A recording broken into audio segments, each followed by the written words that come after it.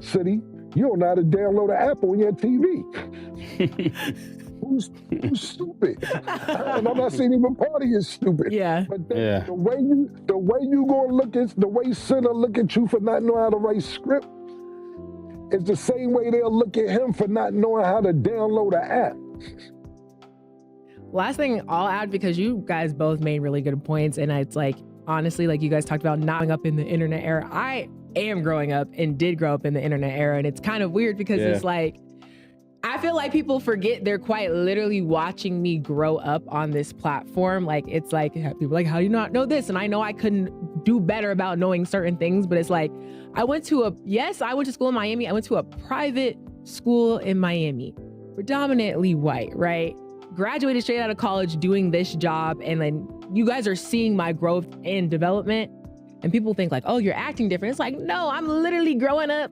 Y'all see me here 5 times a week. I'm learning things day by day, things that I didn't know before. You're seeing the change. So going from only interacting, with the people in my town, the small city that I grew up with, to then making comments and posting things and the whole world having an opinion on that, like, that's a different type of growth that like not everybody's experiencing. Sometimes people can just roll through it and not have to worry about the reactions and the responses. I'm in a different place. I have to worry about the reactions and the responses, because the same way the internet can build you up and make Eagles wide receiver AJ Brown says his teammates struggle with porn and objectifying women because of their wealth and power. He was speaking to youth, and it's a pretty long conversation, but I'm going to read 2 of the main quotes from what he said. He said, these guys that are in the league are getting in trouble with women. They got a fetish with women. You can get any woman you want. You can pick and choose real-time porn, right? And it's going to a whole other level, because what porn does to your brain, it desensitizes your brain. You may think like, oh man, she looks good or whatever. No, you're looking at it as an object, not as a human being. Mase, what do you think about this take from AJ Brown? And do you think men are becoming more desensitized as they get more money? I want to hear what Cam got to say about this first. He should be hilarious on this. Yeah, I'm not a comedian, man. You know what's crazy? I was with Kevin Hart. Shout out to Kevin Hart. I was with Kevin Hart yesterday. He said, yo, you're trying to take my job, man. Cut all the funny shit out. I said, yo, I'm not trying to be funny. He told me to tell you what's up, Mace. He love what we doing too, man. Definitely shout out to Kevin Hart. Yeah, shout out to Kevin Hart. Yeah, I don't be trying to be funny when I'm saying what I'm saying. So just so I'm clear, he's saying not real porn. He's saying that guys are looking at female as porn objects and can really do with some porn shit because they have money. Is that, if I'm correct? Basically, yeah, they can do whatever they want because of the access and money that they have. And so you're asking if people are becoming desensitized. Yeah, specifically athletes. Yeah. Listen, man. It go like this, bro. Niggas walking past all type of shit. Yeah, I know the car hot, man. Keep it moving. Nigga, listen, it go like this. And you gotta think of younger people, especially younger. When you work hard, and I can't say younger, it's just certain people, when you work hard, you have to, it's different eras. So you get to the older era, and you say, yo, man, listen, I worked hard to live the life that I want to live. I don't want to have drama. I don't want to have a headache. I don't want to do this. I don't want to do that. It's never been where people, you sit there and say porn. And sorry if I'm being long-winded because I'm thinking it out while I'm talking to you because it's different age groups. You got to think about it. We didn't have the internet. We didn't have, we had the Jet Beauty of the Week. The joint where you go to this magazine, it was the all-black magazine. And you look for the girl in the bikini, and you be like, damn, if I get her one day, bro, it's gonna be crazy. I want her. When you're 11, 12, all you got is the Jet Beauty of the Week. So now it isn't like you could say desensitized because of the technology.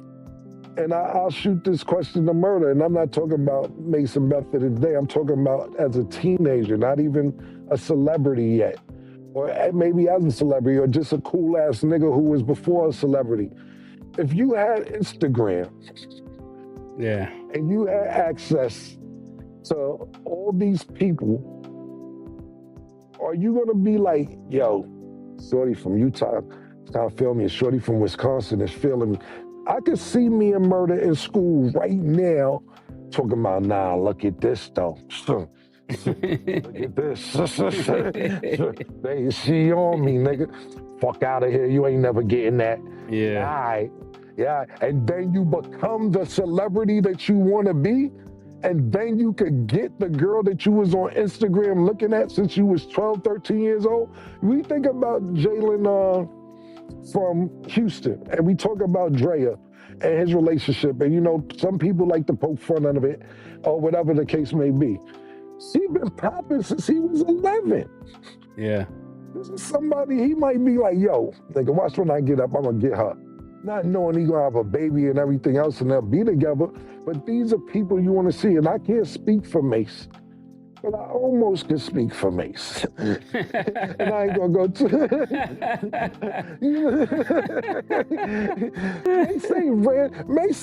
Mase ain't just become no superstar and then by chance bump into other superstars, females. It wasn't by accident that I'm not gonna go into details or so, but it's not by accident that Mase comes from the gutter, becomes an A-list celebrity, and now he's next to the A+ celebrities. It's not an accident.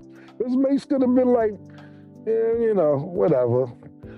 So I remember, like I said, I ain't going to get detail. Mase threw me on the phone before I had my deal with people that was 7, 8 times non-platinum. Females were like, yo, Cam, Mase was actually playing basketball. I was playing basketball. We was in my park on 139th Street. He's on the phone.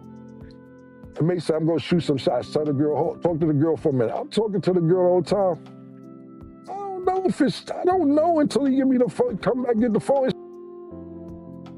I'm bleep these names out too when we say, there's one of them. I said, I've been talking all the time. Nah. They said, calm down. Here we go with the cool shit again. Yo, relax. All right. He got tired of talking to her, went to shoot some hoops, came back 5 minutes later. I don't know, I'm amazed. So back to the original question, it's gonna be like that, especially when you have access. Instagram DMing is like having somebody's phone number. It is an actual feature in Instagram. When you go to requests, and I don't know if you guys used it or see whatever, but when you have a lot of followers and you go to your requests, it's a button you can push to filter, and it says, go to the request by followers. So that means all the top requests, the people with 9 million followers, you see them requesting 8 million followers, 7 million followers, 2 million followers, 100,000 followers. So you don't have to go to your last request. They built in a feature on Instagram where you could be like, top requests. And then you sit there and be like, oh shit, I ain't know shorties was following me. They've been trying to talk to me this whole time. Oh, I ain't even realized. You know, it is actually a feature on your request that you can do this. So it's gonna be like that when you have access to who you've been liking this whole time. And then you gotta think about it, when these athletes get older, some of the females that they like they might be washed. They might be on their last leg and be like, yo, nah, that nigga like you, he hit you. You know what I'm saying? And I'm like, yo, come on, man. This is what I'm saying. So look, I'm gonna show you. I don't even know if you can see it. The filter. But it tells you, it shows you where you could be like top requests. So if you hit that button, it goes to the people with the most followers who trying to get in contact with you. Imagine you an athlete, right? And you're a regular athlete. You got 300,000 followers, 100,000 followers. But a girl with 20 million followers, yo, Chloe in my DMs, Tim in my DM. Now you got somebody that you've been growing up looking at in your DMs that you have access to. I know I've been long-winded on this topic and it's Mace's turn to talk, But I was just trying to figure out the different levels. But to answer your question, if he wants to use digital porn for his analogy, I'm not mad at that, but I don't think it's that. I think it's that niggas got access to who you want. Secondly, you gotta realize what this girl won't do, another girl will. You know, I know a girl that I know, and I ain't gonna say the celebrity name. She showed me his DM, and he told her, yo, I wanna fly you in just to nibble on you. And she was like, what kind of creep is you? And he wrote back, damn, nigga can't get a little nibble, fuck you. I'll go on to the next one. This is the shit going on, man. This is what I'm trying to tell you. So yes, these younger athletes are gonna become more like not really looking for somebody, because what one female won't do, it is 200 other females that can't wait to do it. It's a clip going around viral right now, and maybe I'll have Nick edit it into the show, where Jay-Z's walking, and a girl is on the side. He just looks at her. I think he's gonna get in trouble for this. I don't hope Hov don't get in trouble. I'm just saying, he looked at her up and down. The girl like, oh shit, Jay-Z looked at me. She going crazy because he looked at her. This is what I'm saying. The females are just as guilty as whatever niggas you trying to blame. Yeah. Athletes, right? I agree with Cam. I think even everything is shared. I even think like the internet has made it easier for you to date biracially too. No pun intended, just saying.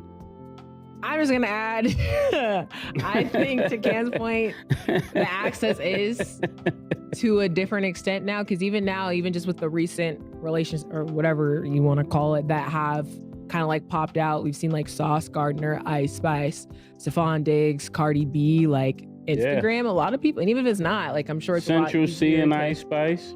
Nah, she was Sauce. Oh, but at the time, yeah. So I'm like, it's just you slide in the DMs, and especially now with the verification process, how kind of anybody can kind of get it. The number of followers things probably helps filter out who is actually an artist versus who's not. And people are paying for the blue check. So once they're verified, they feel like this person must be somebody. But go Killer. Yeah. I'm sorry to interrupt you, Murder. I'm just saying, but that comes, blue check with 800 followers, man, get out of here. But what I was going to say is that my little cousins and them, and this was like probably 6 years ago, you know, they little fly homegirls or whatever, and I was sitting around them, they like, we only fucking with niggas with blue checks. They ain't got no blue check, we ain't fucking with niggas. Fuck, it's a status thing.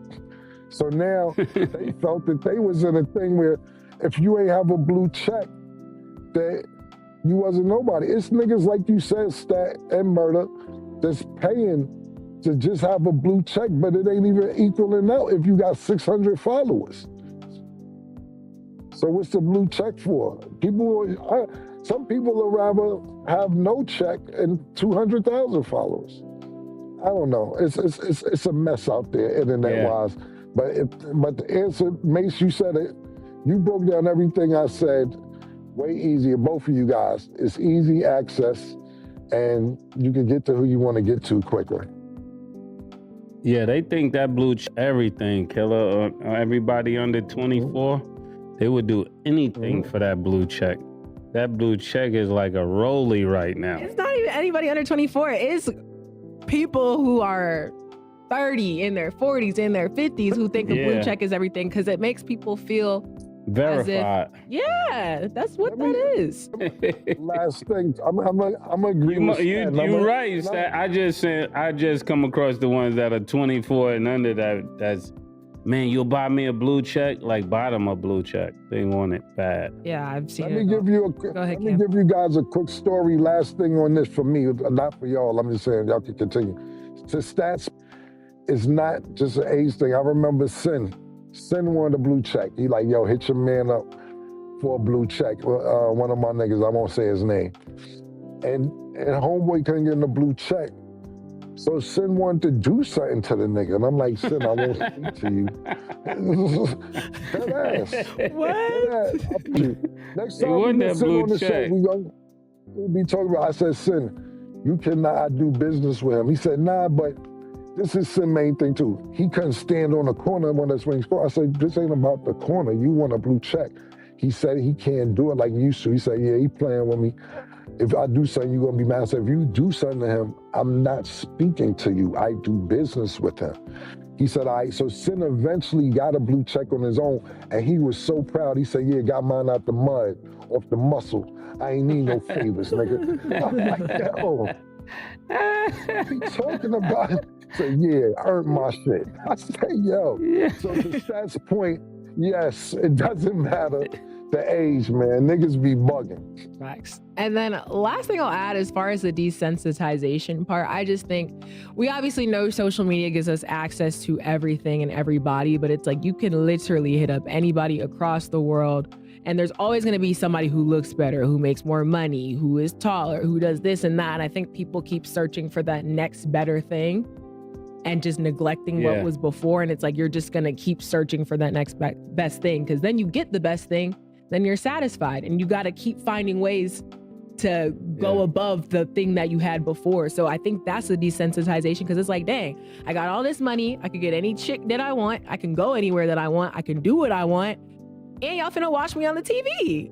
It's like, it's a mentality thing. And I don't think it's gonna revert anytime soon. Yeah, you really gotta tell yourself that the internet is a lie, actually, because if not, you're not gonna be able to make good decisions. It's hard. I could only imagine if I grew up with the internet. Like if I would have grew up in the internet, I'll probably be a total different person. Are you happy you didn't?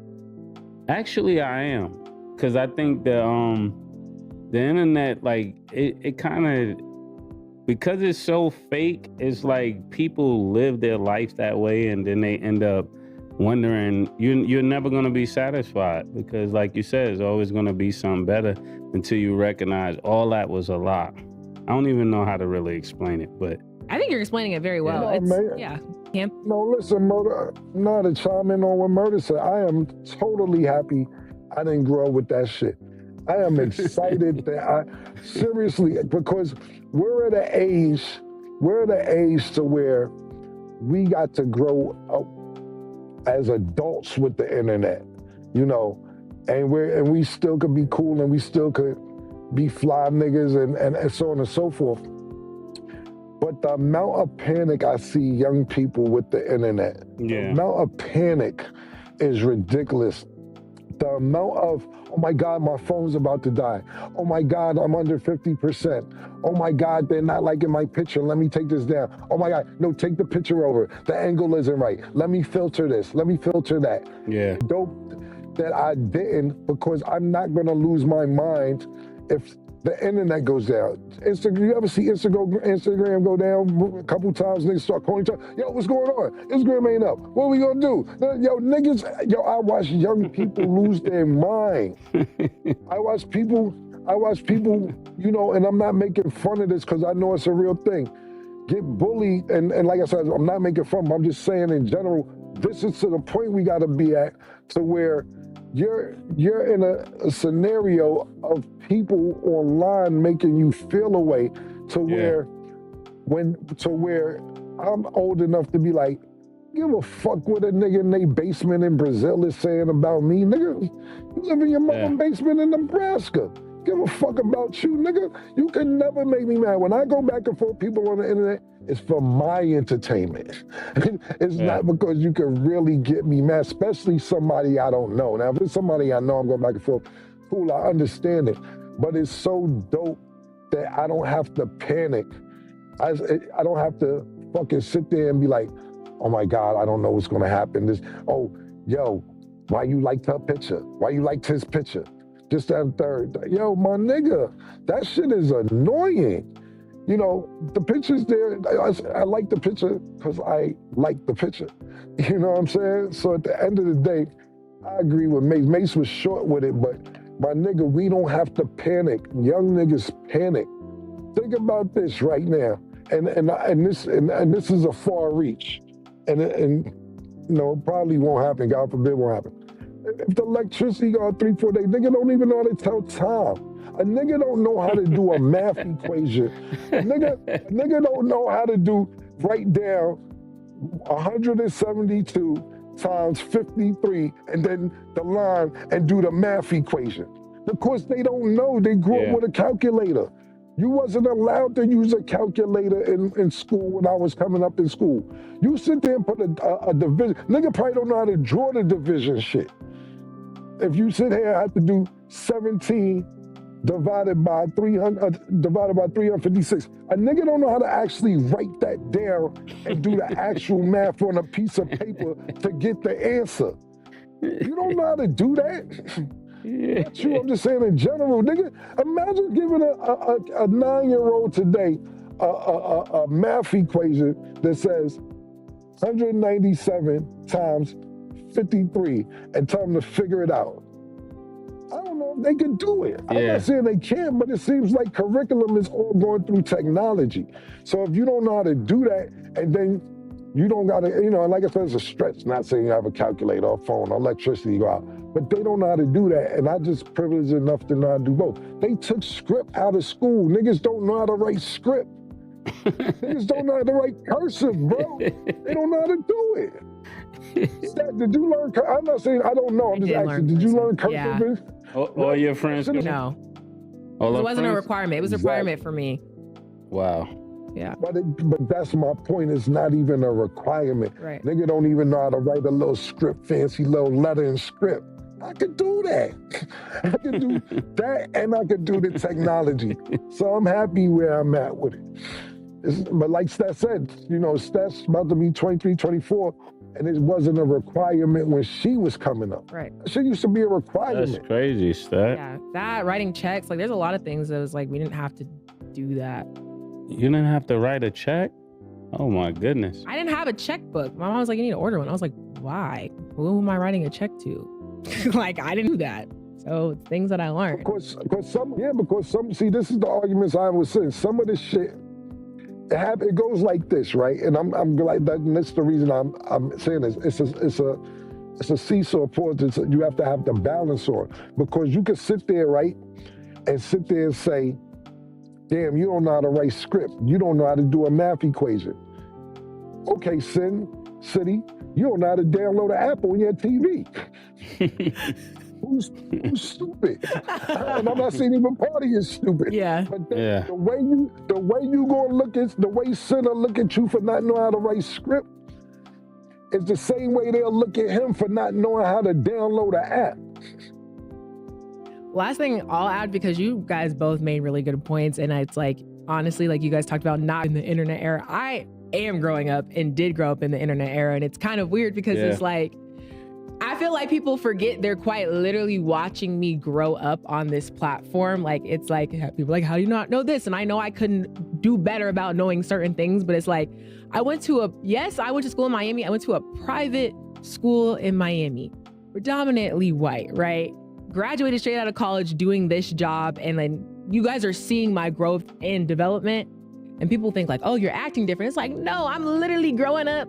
Y'all see me here 5 times a week. I'm learning things day by day, things that I didn't know before. You're seeing the change. So going from only interacting, with the people in my town, the small city that I grew up with, to then making comments and posting things and the whole world having an opinion on that, that's a different type of growth that not everybody's experiencing. Sometimes people can just roll through it and not have to worry about the reactions and the responses. I'm in a different place. I have to worry about the reactions and the responses, because the same way the internet can build you up and make you become something, it can break you down the same type of way. So those are the things to be mindful about, whether you're in the entertainment industry or you're playing sports and stuff like that. You just have to be mindful, but it's a lot. And it's you don't necessarily sign up for it. It just kind of happens. Yeah, Stat. Have you ever had finger waves? You know what finger waves are? Yeah, I do. Oh. My grandma had finger waves. Go ahead, Cam. Sorry, Murder. Stat, last thing I want to say about this is this. And Stat, a lot of times at least me, I just be fucking with you if you ain't see this or see that, because it's shit that we grew up watching. Right. But it's the same thing to if somebody like my uncle said to me, how you ain't watched the whole Roots? I don't want to watch Roots. Why you ain't? Oh, you don't like Leave It to Beaver? It was 20 years before I was born. No, I don't want to watch that. So Sometimes I give you a hard time just fucking with you, but I understand completely, and that's what you gotta realize. Because we grew up watching something that is not the era she grew up in. And same thing with me. Somebody will sit there and say, oh, you don't know this, or you didn't watch that. And I'm not gonna watch it. I don't wanna watch black and white TV. I'm not interested in it. That's what y'all had to watch. I get it. But at the end of the day, it shows that I don't want to watch. And sometimes I go back and watch certain shit. Like it shows that before I was born, The Godfather, shit like that I watch. But I'm not going to sit there and watch a plethora of shit from 1959. Said I'm not doing it, and I hear you, because I'm good off that too. But great conversation, y'all. If you're watching, make sure you are subscribed. Just click the button right down below. But that is all the time that we have for today. Thank y'all for watching, and as always, it is what it is. Ajbrown just made a statement that has plenty of people going back to listen twice. The Eagles wide receiver recently sat down with some younger fans and got unexpectedly serious, explaining how fame, wealth, and nonstop attention can potentially change the way certain NFL players think about women. He described it almost like an obsession, where the status that comes with being a professional athlete can create the feeling that there is always another woman available whenever someone wants. In Brown's view, having that much access can gradually warp someone's perspective, making it easier to treat women like choices on a list instead of real people with their own lives and feelings. And once that clip made its way to Mase and Camron on their show, there was obviously a lot for them to unpack. Camron even gave Brown some credit, saying he could understand the logic behind certain parts of what Brown was saying. Still, Camron argued that pornography itself may not be the real issue, with the bigger problem being the ridiculous amount of access people have today. He made that point by comparing modern athletes with what dating and attraction looked like during his own younger years. Back then, if you noticed a woman you were attracted to, there weren't many ways to get closer to her, and sometimes a magazine was literally your only connection. You would flip through the pages, find somebody who stood out, and maybe daydream about what it would be like to actually meet her one day. And honestly, that was pretty much the end of the fantasy. But Camron says social media completely changed that reality, because today all someone needs is an Instagram account and enough visibility. Platforms like Instagram have basically created a direct bridge between athletes, celebrities, and people who once seemed completely unreachable. Even the way direct messages are organized by followers and accounts makes it easier for someone with status to identify exactly who is trying to get their attention. So when you're already a recognizable person with a large following, it doesn't take much effort to spot familiar names sliding into your messages or showing interest. Camron's argument is that these simple technological features have completely rewritten the rules, because athletes can now interact with people they previously could only watch, admire, or imagine from far away. And sometimes, those can literally be the same celebrities they had crushes on when they were kids. He even remembered watching a friend talk to multiple women simultaneously, jumping between conversations as if there was absolutely nothing unusual about it.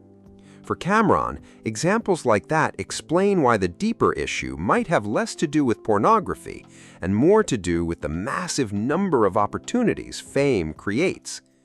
His argument was pretty straightforward. If one person says no, the internet can instantly make it seem like another person is waiting right behind them. That endless supply of attention can eventually influence how certain people approach dating, loyalty, commitment, and relationships. Murda Beats also joined the conversation with his own perspective, agreeing that technology has made this kind of access far easier no matter where somebody happens to live. He pointed toward high-profile relationships involving musicians, influencers, and celebrities as proof of how social media has almost completely destroyed the old barrier between being a fan and actually reaching someone. A person who once seemed completely unreachable could now be sitting just one DM away. The conversation then moved toward younger people and how deeply social media has become tied to identity, popularity, validation, and perceived status. Camron and the others joked about how something as simple as a verification badge can now represent the same kind of social status that flashy jewelry used to communicate. A blue check might seem like nothing, but to some people, earning that symbol has become a serious achievement and another way to show the world that they matter. From there, things became more reflective as they started talking about what happens when someone grows up with technology surrounding them from childhood. Camron said he considers himself lucky that smartphones weren't constantly demanding his attention when he was growing up, because he never had to experience life with notifications, likes, and comments controlling every moment. He also pointed out how bizarre it can be watching people become genuinely anxious over something as small as a dying phone battery or a post that doesn't receive the reaction they expected. Steph, who was the youngest person in the conversation, offered a completely different viewpoint because she actually belongs to the generation that grew up with social media. She explained that having an audience constantly watching your life develop in real time creates a level of pressure that older generations never really had to deal with.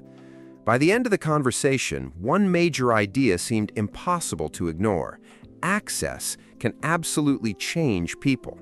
Whether that access comes through celebrity, money, popularity, or an app that suddenly puts thousands of potential admirers within reach, it can reshape how people understand relationships, confidence, and even their own sense of reality. And as Camron pointed out, the real test is figuring out how to enjoy those opportunities without letting them completely take control of your life. If this discussion gave you something to think about, drop your opinion in the comments and tell us what you think about ajbrown, Mase, and Camron's arguments. Do you think fame and virtually unlimited access can actually change the way someone approaches relationships?